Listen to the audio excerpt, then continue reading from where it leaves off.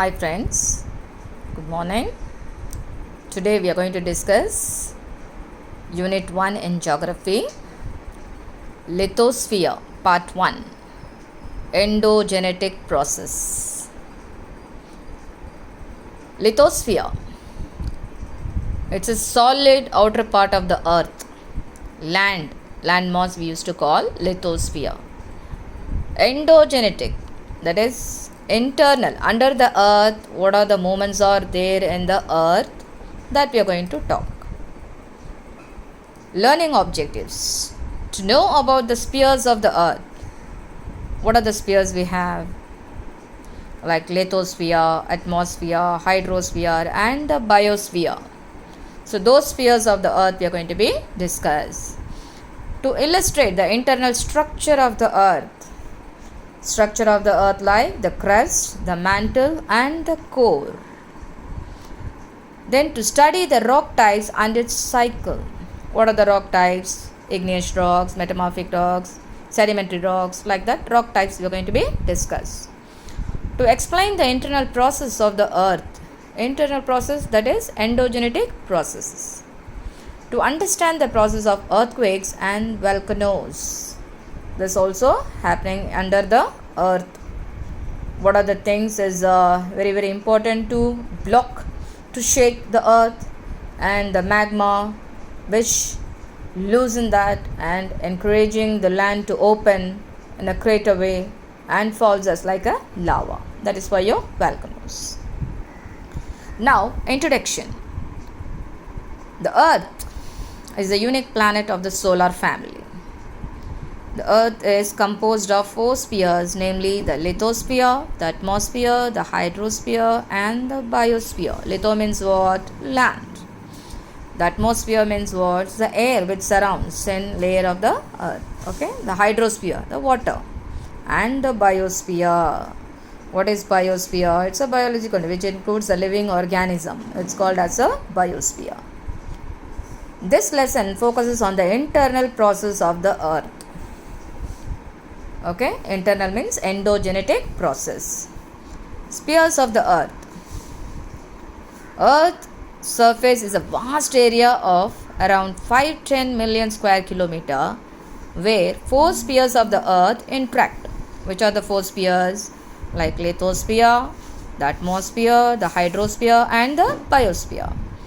The abiotic spheres are lithosphere, atmosphere and hydrosphere. The biotic sphere is the biosphere. Together these spheres constitute the planet Earth. Structure of the earth. The outer surface and inner core of the earth are totally different in their nature and structure. The structure of the earth's interior is divided into 3 layers, namely the crust, the mantle and the core. Look at that. The outer surface and the inner core of the earth are totally different in the nature and as well as its structure. This is the spheres of the earth. Atmosphere, the biosphere where the people are living. Okay, living organism which includes biological zone. Biosphere. This is lithosphere, the hot surface of the earth. You are finding a land. Hydrosphere, water. Atmosphere is the air. All together mingled in one area, biotic one. It's called as a biosphere. Now look at this. The earth can physically be described as a ball of rock. That is the lithosphere. Partly covered by water, the hydrosphere, and wrapped in an envelope of air, that is atmosphere. To these 3 physical zones, it is convenient to add a biological zone which includes all the living organisms called biosphere. Look at this. The lithosphere. What is that? It is a solid outer part of the earth. What we have discussed previously, the same. The atmosphere is a thin layer of the gases that surrounds the earth. The hydrosphere, it's a watery part of the earth's surface including oceans, rivers, lakes and water vapor. The biosphere is a layer of the earth where the life exists. This is one of the important first brief question for you. Look at this. This is the structure of the earth. This structure of the earth consists of what are the layers like crust, the mantle and the core, which has been given in the next video clip, proper definitions and the clear explanations in that video clip. Now we'll go to the rocks. The crust is the storehouse of rocks. The crust is the storehouse of rocks. What is the crust? It is the outer layer of the earth. An aggregate of minerals on the earth crust is called as a rock. It may be hard or compact like granite, or as soft as a clay, or loose as a sand, the soil you're just getting. What are the types of rocks? Based on formation, rocks are classified as igneous rocks, sedimentary, and metamorphic. What are the three types? Igneous rocks, sedimentary rock, and metamorphic rocks. Look at the igneous rocks. The word igneous is derived from the Latin word ignis. What is the meaning? Fire. What is the meaning? Fire. Ignis means fire. The interior of the earth, which contains very hot molten material called magma. What is that? Magma. What is called magma? The interior of the earth, which contains very hot molten material called magma. When the magma reaches the earth's surface, it is referred to as lava. I'll show you in the picture how we are just getting that. The lava on the surface cool down and get solidified as rocks called igneous rocks. What is called igneous rocks? The lava on the surface, when it cools down and gets solidified as rocks, which called as igneous rocks. Example, granite and basalt are the good example of such rocks. Igneous rocks are also called as a primary or mother rocks because all the other rocks are directly or indirectly formed from them. This is one of your give reason, second give reason question. Igneous rocks are also called as a primary or mother rocks. It starts from the basic, from there only, because all the other rocks are directly or indirectly formed from them, from the igneous rocks. Sedimentary rocks. These sedimentary rocks are named after the Latin word sediment, that means settle. From where we are just getting this formation of rocks? From the rivers, from the glaciers, and the winds, which carry the bits of rocks and soil and deposit them in layers. After a few million years, these deposits harden into compact rocks and are called sedimentary rocks. What is igneous? You said, as per that material, loose material, hot molten material, magma. Magma reaches the earth's surface and it is referred to as lava when it reaches the earth's surface. Okay, that lava, when it cools down and gets solidified rocks called as a igneous rocks, we told. But this sediment means settle, you said. So from the erosion of rivers, from the glaciers and the winds, which carries the bits of rock and soil and deposit them in layer by layer. After a few million years, these deposits harden into compact rocks and are called as sedimentary rocks. The bodies of plants and animals that fall on the deposits get embedded in the layers and form the fossils. Sandstone, limestone, chalk, gypsum, coal, conglomerate, and examples of these are sedimentary rocks. Now look at the metamorphic rocks. The term metamorphic is derived from the word metamorphosis, which means change of form when igneous and sedimentary rocks are subjected to extreme heat and pressure. Okay, they undergo a complete change in their form and character. That is, in course of time, granite may get transferred to gneiss, basalt and schist, limestone to marble, and sandstone to quartzite. Limestone is turned to be as a marble, sandstone changes as a quartzite. It's a kind of rocks. All these rocks are called as a minerals only. Okay. Rock cycle. The rock cycle is a continuous process through which igneous, sedimentary and metamorphic rocks are transferred from one form to the another. Look at the diagram. From the magma, molten, crust and mantle. It shows you how they are coming. Look at that. Igneous rocks, crystallization of magma, melting position, metamorphic rock, weathering and erosion, transport and deposition, slowly uplift to the surface. Sedimentation, sedimentary rock, burial, high temperature and pressure. So how it shows the activity. Geomorphic process. The force that acts from the Earth's interior towards the Earth surface are called as internal process or endogenetic processes. What is called? The forces that act from the Earth's interior of the Earth towards the Earth's surface called internal process or endogenetic process. These forces build the landscape and create topographic relief. The forces that act on the surface of the Earth due to the natural agents like running water, glacier, wind, waves, etc. They are called as the external process or exogenetic process. This we are going to learn in the next lesson. We are talking about endogenetic now. So, internal process alone we are going to be follow. This external process tear the landscape down into relatively low elevated plateaus and the shapes the landform created endogenetic process. Endogenetic means what? Internal process. This internal process which generate heat and eject the materials from deep below the earth crust. Internal radioactivity is the principal source of power for this process. Plate tectonics. It's one of your third brief is a while. Look at this picture for the plate boundaries and associated features, how it is given to you. So here we are going to discuss about the plate tectonics. The lithosphere is divided into a number of huge slabs of rocks called tectonic plates. These tectonic plates are divided into major and minor plates. These plates float independently over the mantle.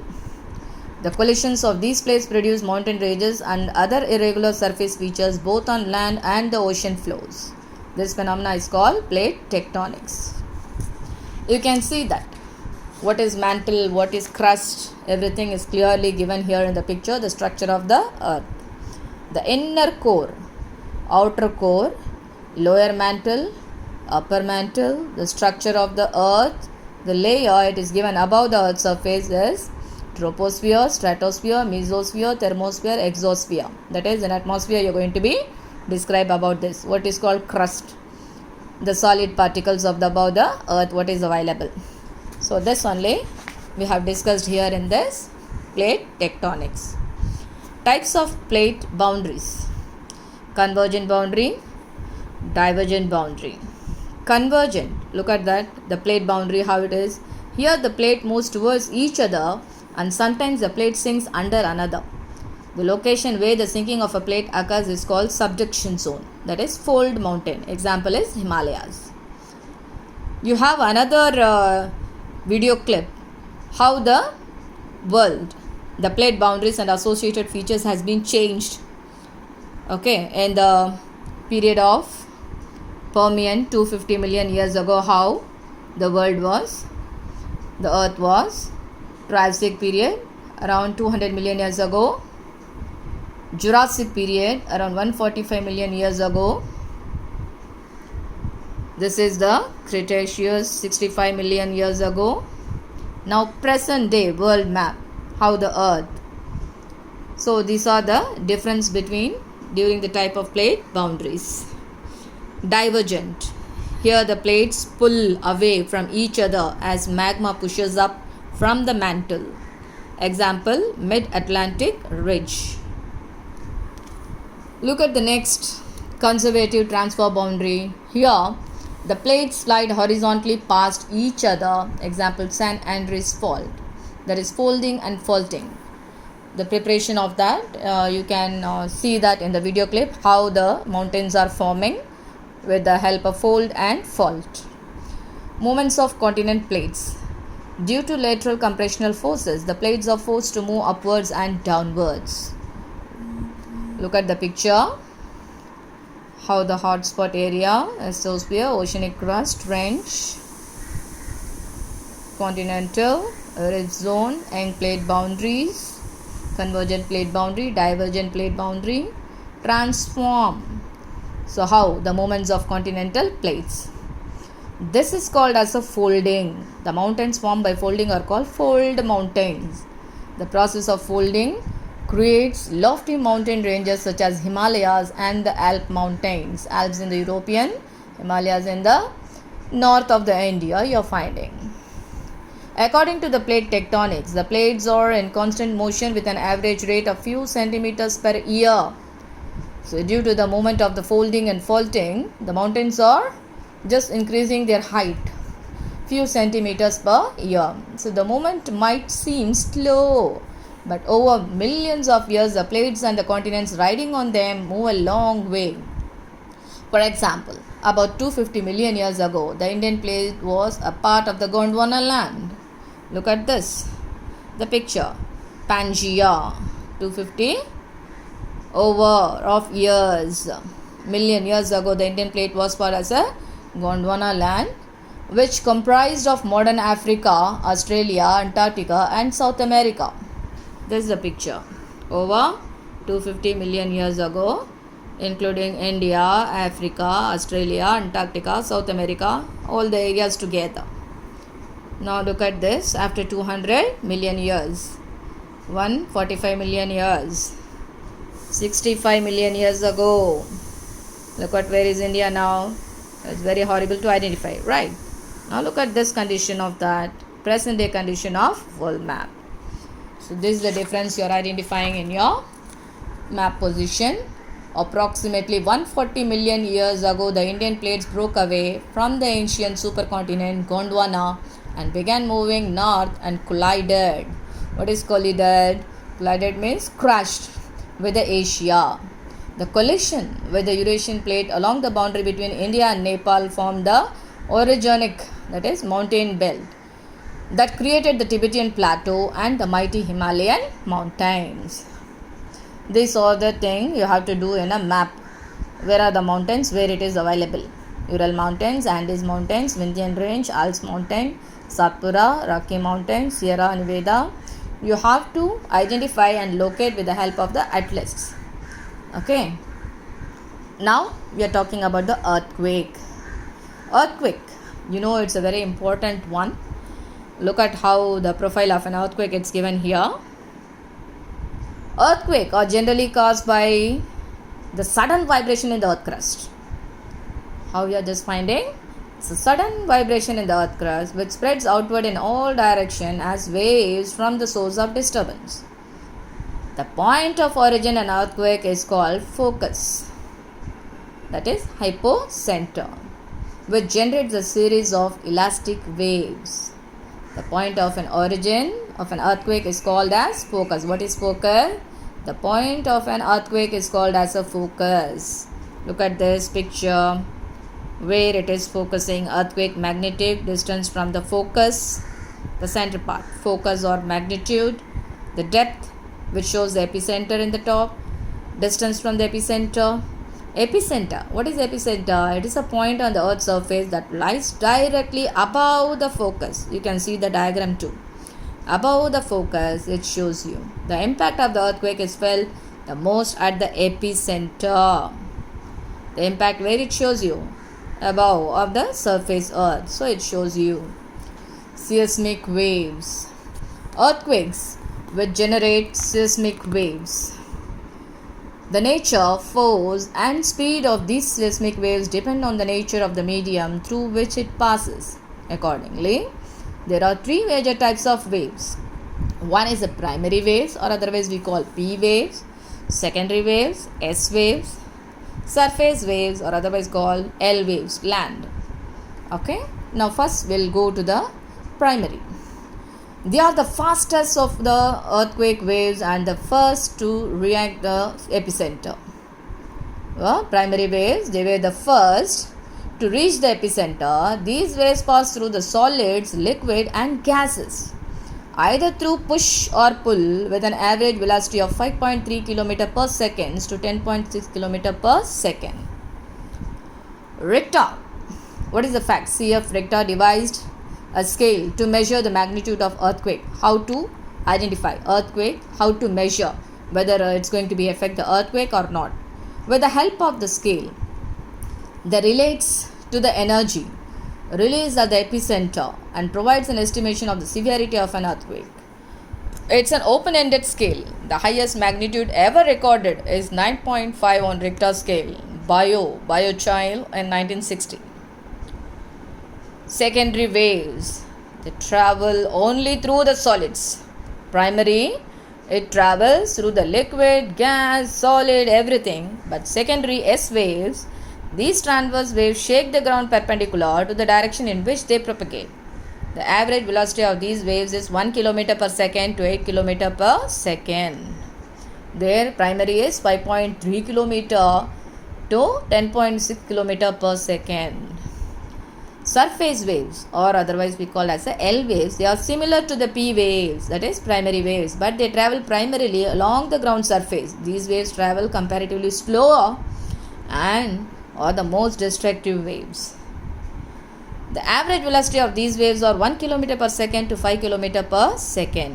What is the instrument they were finding to get an earthquake, to record the earthquake waves? Seismograph. The instrument which records the earthquake waves is called seismograph or seismometer. Seismometer. The science that deals with earthquake is called seismology. So this is the thing about the earthquake. Now we are talking about tsunami. Have you heard about the tsunami? When it was just occurred here in India, we faced on 26th December 2004, a tsunami occurred in the Indian Ocean. It was the result of the Indo-Australian plate subjecting below the Eurasian plate. It was caused by an earthquake measuring a magnitude of about 9 in the Richter scale. The earthquake caused the sea floor to uplift, displacing the seawater above. So it was happened here in Indian Ocean side. Tsunami. The word tsunami is a Japanese term meaning harbor waves. It is adopted to describe the large seismically generated sea waves caused by earthquakes, submarine explosions, and landslides. These waves travel at a great speed, more than 500 km per hour, and the length of the waves exceeds 600 km. These waves reach to a height of more than 15 meters near the seashore and are capable of causing destruction along the coastal area. The 2004 Indian Ocean earthquake that caused tsunami in the sixth deadliest natural disaster, which traveled at a speed of 600 km per hour with an estimated death toll of around 280,000. The earthquake, which occurred near Indonesia at 5:08 hours, that is 12 morning, took nearly 7 hours to reach Chennai. So we suffered a lot during this tremor. Volcanoes. What is volcano? A volcano is a vent or an opening on the surface of the earth crust through which hot, solid, liquid and gaseous materials magma erupt out to the surface from the earth's interior. Magma, which rises up and ejects on the surface, which is called as a lava. Volcanoes are also formed when plates move apart, that we have seen. This is a magma chamber. The term volcano is derived from the Latin word vulcan, which is the name of Roman god of fire. The fire only now we are seeing here in volcano. So it is a god of fire, Vulcan. Falcon. It's a name we call as a falcon. Now look at this. Volcanoes generally have the following major components. What are the major components of volcanoes? They are magma chamber, that we have seen here in the picture, magma chamber in the surface of the earth. Now look at that next point of view is vents. What is magma chamber? A large pool of liquid rock found beneath the surface of the earth. Vents and openings serving as an outlet for air, smoke, fumes, magma, etc. Look at the picture where the main vent is a while. This is the vent, main vent, and the crater opening and giving us a ash. This is the magma chamber where the fire moves.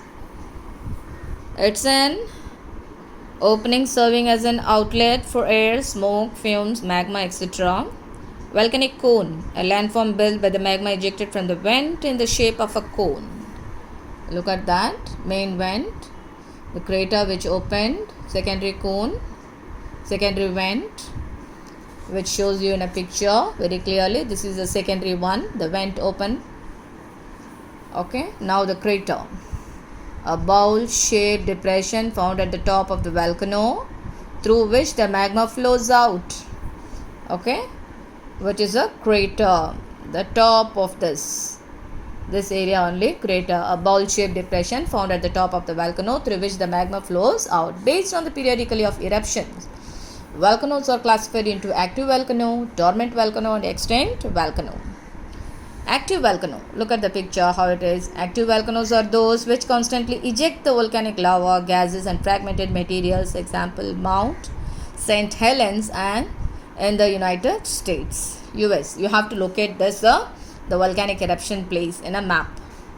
Dormant volcano or sleeping volcanoes that do not show any sign of volcanic activity for a long period of time are known as dormant volcanoes.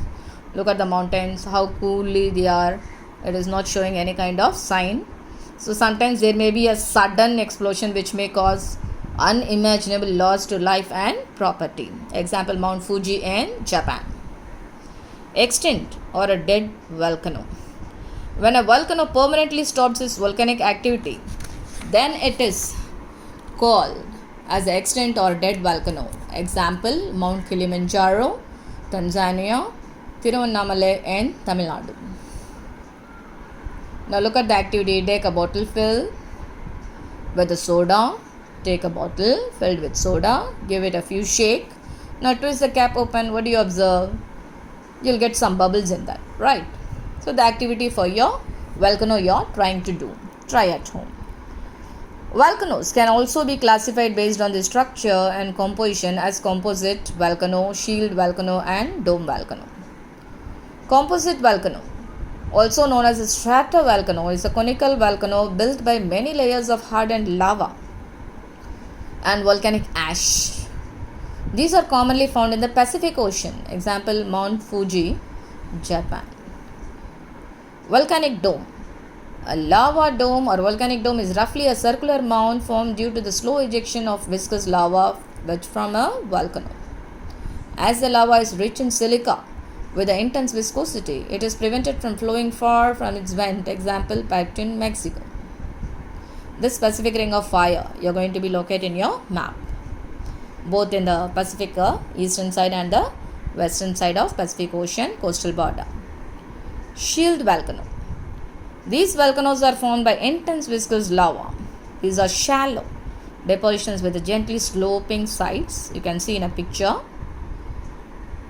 Hence, the lava flows out in all directions to create a shield. Example, Mauna Loa in Hawaii. It's in a world map. In the flat map, you can find out in the western direction, Hawaii. And the Pacific Ocean side, above the equator, it's just some dotted lines, islands will be there. So there it is affected. It's an important place to locate even in a map. Distribution of earthquakes and the volcanoes. We have already studied about the earthquakes, the shaking of the earth. Volcano, it's the eruptions which you are finding do not strike randomly but occur along the plate boundaries. One such area is the Circum-Pacific Ring of Fire, where the Pacific plate meets many surrounding plates. The Ring of Fire is the most seismically and volcanically active zone in the world. The other distinctive major belts are mid-oceanic ridges, mid-continental belts, and Alpine Himalayan belt. Himalayan belt, Alpine, Alp mountains with Himalayan mountain. You are just going to give a line over there. Effect of volcanoes is one of your fourth detail. Constructive effects, destructive effects. What is the difference in that? Volcanic materials which enrich the soil fertility that promotes agricultural activities. The hot volcanic region helps in generating geothermal energy. Many dormant and active volcanoes are the most attractive tourist spots of the world. Most of the volcanic materials are used as building materials. Igneous rocks, what we said. But the building materials means one of the important granite, right? One of the rock important materials, minerals you are using in that.